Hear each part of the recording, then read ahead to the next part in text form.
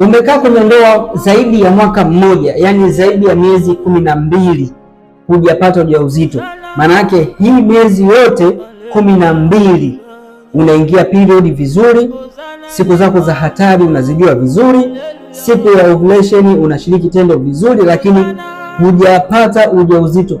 Miezi 12 unaona period na hujapata ujauzito. Ndugu yangu, chukua hatua.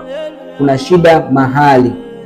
Kuna shida mahali. Chukua hatua uweze kufanya vipimo, lakini pia uweze kupata tiba sahihi ili uweze kupata ujauzito.